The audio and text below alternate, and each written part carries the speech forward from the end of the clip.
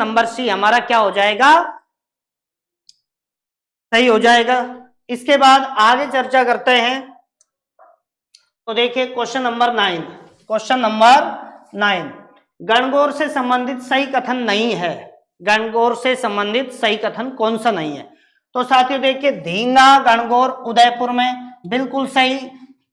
महाराणा राज सिंह, महाराणा राज सिंह के समय में ये शुरू हुई थी, राज सिंह के समय में ये शुरू हुई थी। तो साथियों ये पहला बिल्कुल सही है।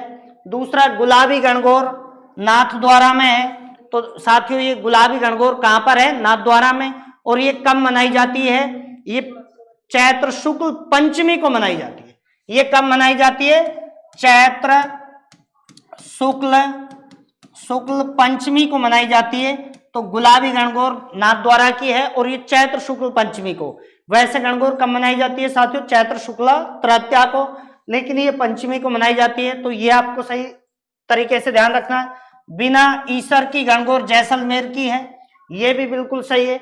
गणगौर का त्योहार लगभग 28 दिन तक मनाया जाता है, ये कथन गलत है साथियों, क्योंकि 18 दिन चलता है। ये आपको ध्यान रखना है। 18 दिन तो कई बार एग्जाम में पूछा गया है। तो हमें गलत कथन छांटना था, तो वो कौन सा हो जाएगा? Option number D. नेक्स्ट, कैसा लग रहा है सेशन साथियों? बताते रहें और धूम मचाते रहें। क्या करते रहें? धूम मचाते रहें, है ना। तो देखिए आगे सिंधियों का त्योहार नहीं है, यानी सिंधी जो समाज है उससे संबंधित त्योहार कौन सा नहीं है? तो देखिए यहां पर चालीहा ये सिंधियों का है, असुचंड सिंधियों का है, चेटीचंड ये सिंधियों का है, पड़वा ढोक साथियों सिंधियों का, पड़वा ढोक सिंधियों का नहीं है साथियों। पड़वा ढोक किसका है? ये है साथियों जैनियों का। ये जैनों का क्या है? त्योहार है पड़वा ढोक। तो हमारा यहां पर सही कथन नहीं है, वो पूछा गया है हमसे। तो हमारा यहां पर आंसर ऑप्शन डी हो जाएगा, क्योंकि गलत की पहचान करनी थी। पड़वा ढोक किसका है? जैनों का, सिंधियों का नहीं है, वो पूछा। नेक्स्ट, सही सुमेलित कीजिए। तो देखिए एक तरफ में कुछ संवत दे रखे हैं, यानी जिनकी कब कब स्थापना हुई थी। तो जैसे विक्रम संवत की बात करते हैं, तो विक्रम संवत 57 ईसा पूर्व। तो देखिए 3 तो कईयों में दे रखा है। आगे बढ़ते हैं। शक संवत 78 ईस्वी में, यानी 3 और 4 भी 2 ऑप्शन में दे रखे हैं।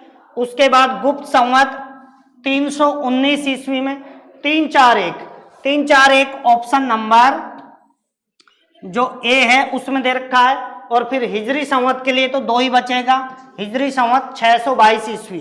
ठीक है साथियों, दमदार क्वेश्चन है, सॉल्व करते रहना, इनको लिखते रहना। ऐसी हम सीरीज हर टॉपिक के बाद लाते रहेंगे। ठीक है, तो नेक्स्ट क्वेश्चन की तरफ चलते हैं। अब देखिए सही कथन नहीं है। सही कथन कौन सा नहीं है साथियों? बेहतरीन क्वेश्चंस हैं, बहुत ही शानदार क्वेश्चंस हैं। ठीक है, अब देखिए हम सबसे पहले बात कर रहे हैं धौलागढ़ देवी का मेला अलवर जिले में लगता है। बिल्कुल राइट है, धौलागढ़ देवी का मेला लक्ष्मणगढ़ तहसील में पड़ता है, अलवर में, और वहां पर लगता है। ये पहला कथन सही है। दूसरा, डिग्गी कल्याण जी का मेला टोंक में लगता है। डिग्गी कल्याण जी का मेला कहां पर लगता है? टोंक में लगता है, ये भी सही है। अच्छा, डिग्गी कल्याण जी का जो मंदिर है ये किसने बनवाया था? तो साथियों ये ध्यान रखना है, राजा दिगु ने बनवाया था, राजा दिगु ने। तो बहुत इंपॉर्टेंट है, 1-2 बार पूछा गया है। राजा दिगु ने कौन सा मंदिर बनवाया था? डिग्गी कल्याण जी का मंदिर। और ये कहां पर लगता है इनका मेला? डिग्गी कल्याण टोंक। तो दूसरा ऑप्शन सही है। खेजड़ली मेला विश्व का एकमात्र वृक्ष मेला है। तीसरा भी बिल्कुल सही है। खेजड़ली मेला जोधपुर में लगता है, खेजड़ली गांव में लगता है, जो विश्व का एकमात्र वृक्ष मेला है। ठीक है, उसके बाद पुरी की तरह अलवर में भी जगन्नाथ रथ यात्रा आयोजित की जाती है।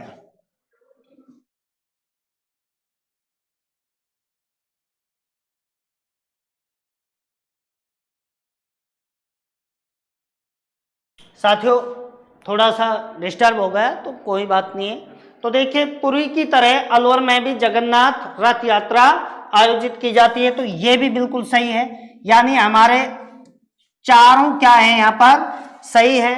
तो आपको गलत छांटना था, तो गलत इनमें से कोई सा भी नहीं है, गलत इनमें से कोई सा भी नहीं है, तो ये आपको ध्यान रखना है। नेक्स्ट, सही की पहचान करनी है, यानी सही कथन कौन सा है। तो देखिए ऊंट महोत्सव जनवरी, ऊंट महोत्सव कब मनाया जाता है? जनवरी में। ग्रीष्म महोत्सव मई जून में। पुष्कर मेला अक्टूबर नवंबर में, यानी ये तीनों तो बिल्कुल राइट है साथियों। गणगौर मेला है ये मार्च अप्रैल में मनाया जाता है, मई में नहीं, मई में नहीं मनाया जाता है, तो ये चौथा गलत है। और 1 2 3, अच्छा ऊंट महोत्सव जनवरी में कहां पर? बीकानेर में, ऊंट महोत्सव बीकानेर में। उसके बाद ग्रीष्म महोत्सव मई जून माउंट आबू सिरोही में, और पुष्कर मेला पुष्कर और कहां पर? अजमेर में। ठीक है, तो तीन कथन सही है, यानी हमारा राइट आंसर क्या हो जाएगा साथियों? राइट आंसर हो जाएगा हमारा ऑप्शन ए। नेक्स्ट, तो देखिए शिवरात्रि मेला कहां लगता है? तो साथियों यहां पर बहुत ज्यादा स्टूडेंट कंफ्यूज होते हैं। शिवरात्रि पशु मेला पूछा जाए तो करौली करना है, और शिवरात्रि मेला पूछा जाए केवल शिवरात्रि मेला, तो ये सवाई माधोपुर में सिवाड़ सवाई माधोपुर में लगता है। तो ये बिल्कुल शिवरात्रि मेला कहां पर लगता है साथियों? ऑप्शन ए आपका राइट हो जाएगा। नेक्स्ट हम चर्चा करते हैं नेक्स्ट क्वेश्चन की। क्वेश्चन नंबर 15 देखिए, सही कथन नहीं है, इनमें से सही कथन कौन सा नहीं है? तो साथियों आपको देखना है यहां पर, नरपति नाल किसके द्वारा रचित है? बीसल देव। नरपति नाल के द्वारा कौन सा ग्रंथ लिखा हुआ है? बीसल देव रासो। बीसल देव रासो में शासक बीसल देव। अच्छा, बीसल देव किसे कहा जाता है? विग्रहराज चतुर्थ को। एवं उसकी रानी राजमती की प्रेम गाथा का क्या है साथियों? वर्णन है। तो पहला बिल्कुल सही है, और हमें सही नहीं है वो छांटना है, तो पहला तो सही है।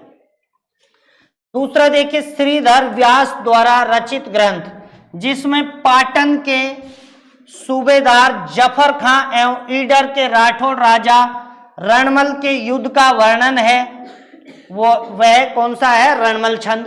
बिल्कुल सही है, श्रीधर व्यास ने रणमल छंद की रचना की थी, जिसमें किसकी चर्चा है?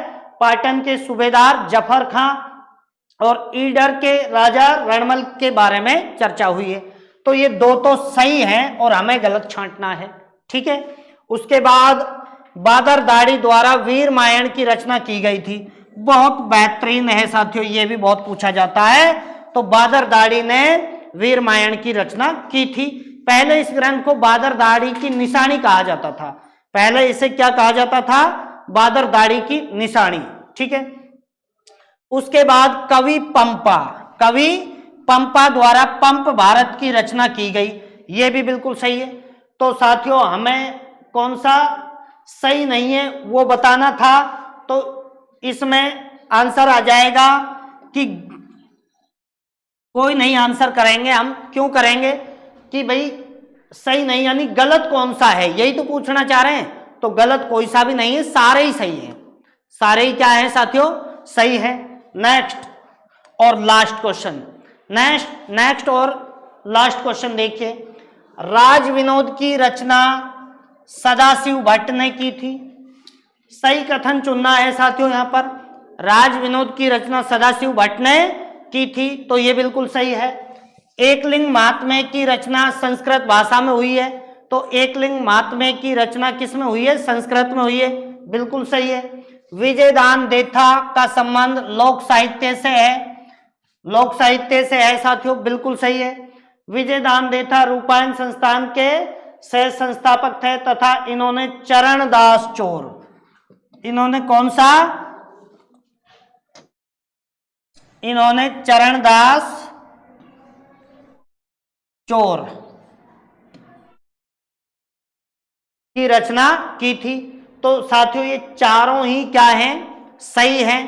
और यहां पर हमने क्या गलत के ऑप्शन दे रखे हैं कुछ, तो चारों सही हैं। तो इस क्वेश्चन को आप ध्यान रखें, कोई सा भी इनमें से आंसर नहीं बैठ पाएगा, चारों सही हैं।